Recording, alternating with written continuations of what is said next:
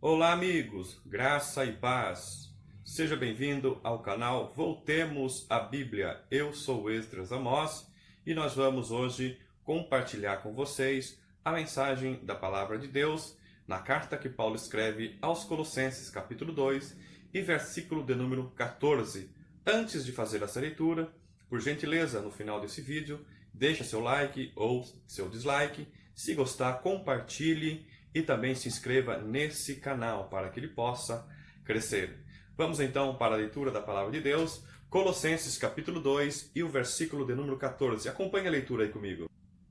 Diz assim: havendo riscado a cédula que era contra nós nas suas ordenâncias, a qual de alguma maneira nos era contrária, e atirou do meio de nós, cravando-a na cruz. Somente esse versículo para juntos compartilharmos e entender o que Paulo quer dizer através deste versículo. Ok? Vamos lá então? Em primeiro lugar, eu quero dizer a todos vocês que eu vou dividir esse vídeo em duas séries, porque senão vai ficar muito extenso e o propósito é vídeo de 7 a 10 minutos no máximo, então eu vou estar dividindo esse vídeo, ok?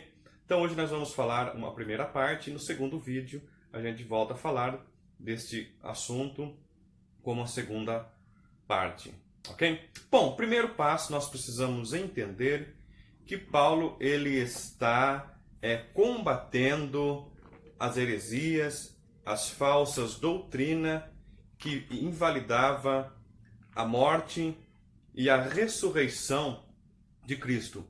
E Paulo então vem dar conselho aos seus leitores de Colossenses. Olha o que ele fala no capítulo 2 e versículo 8. Diz assim: tende cuidado para que ninguém vos faça presa sua, por meio de filosofias e vãs sutilezas, segundo a tradição dos homens, segundo os rudimentos do mundo, e não segundo Cristo. Então você percebe aqui que Paulo está bastante preocupado, então ele vai combater esta heresia. Enfim, mas o propósito mesmo é o capítulo 2, o versículo 14, que nós lemos. Observe bem a primeira parte, ou a primeira expressão deste versículo, que diz assim: havendo riscado a cédula que era contra nós nas suas ordenanças. Que ordenanças seria essa que Paulo está falando? Bom, resposta para essa pergunta, nada melhor do que a própria Bíblia responder. Para isso, nós vamos lá para a carta de Efésios, capítulo de número 2 e o versículo de número 15, quando diz assim: na sua carne, Cristo desfez a inimizade, isto é, a lei dos mandamentos, que consistia em ordenanças. Enfim, encontramos aqui, está aqui a primeira evidência, que essa ordenança, Paulo está referindo à lei dos mandamentos. Então fica aqui a evidência em Efésios capítulo 2 e versículo de número 15. Agora tem uma pergunta: o que tinha nessa ordenança a ponto de ser contra nós, conforme Paulo relata aqui no capítulo 2 e versículo de número 14? Essa ordenança era opressivo e onerosa, porque a lei, se não cumprir na sua íntegra, o homem é maldito. Vamos lá para Deuteronômio, capítulo 27 e versículo 26. Capítulo 27, versículo 26. Veja o que está escrito: maldito aquele que não confirmar as palavras desta lei, não as cumprindo, e todo o povo dirá amém. Vamos fazer aqui duas observações desse versículo. Primeiro, está falando de maldito, maldição. Segundo, está falando de não cumprir, ou seja, se não cumprir a lei na sua íntegra, o homem é maldito. Paulo também fala, ele traz uma referência lá em Gálatas, capítulo 3, e versículo de número 10, quando ele diz assim: todos aqueles, pois, que são das obras da lei, estão debaixo da maldição, porque está escrito: maldito todo aquele que não permanece em todas as coisas que estão escritas no livro para fazê-lo. Então Paulo está reforçando: se não cumprir toda a lei, o homem é maldito. Ok? Agora vem cá. É impossível o homem cumprir a lei na sua íntegra por causa da maldade do seu coração, e ele está muito longe de ser justo.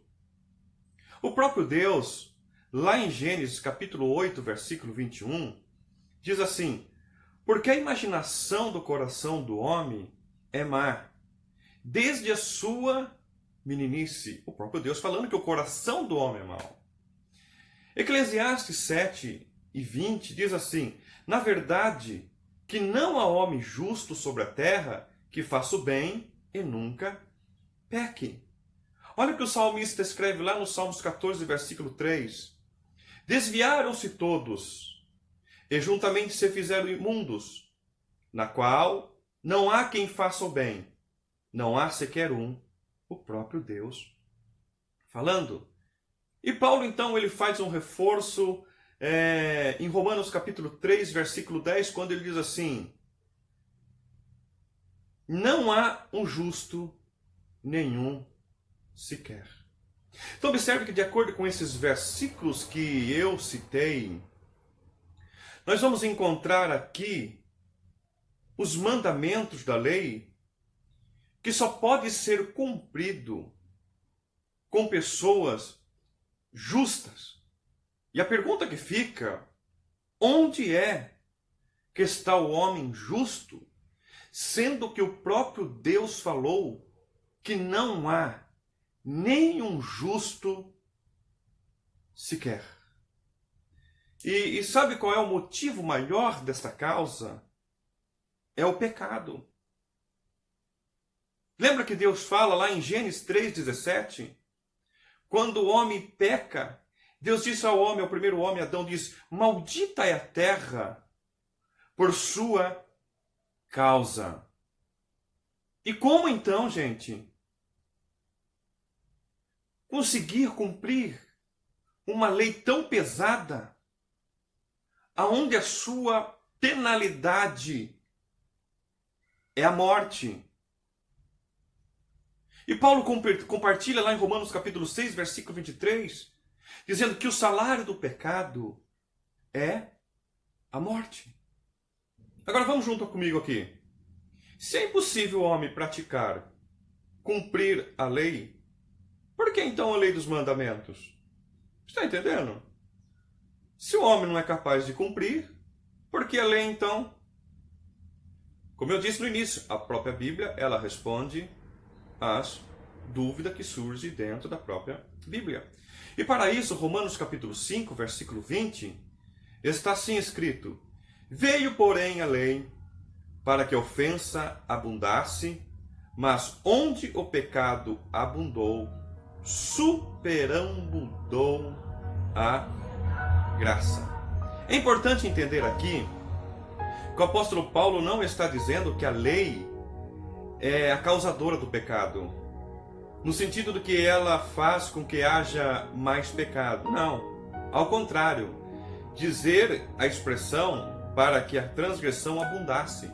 Paulo estava ensinando que a lei veio para realçar o pecado, isto é, deixá-lo mais nítido, como se fosse uma lente de aumento que realça imperfeições que já existem, mas sem ela não seria possível. Ou seja, sem a lei é impossível o homem conhecer as suas falhas, os seus erros.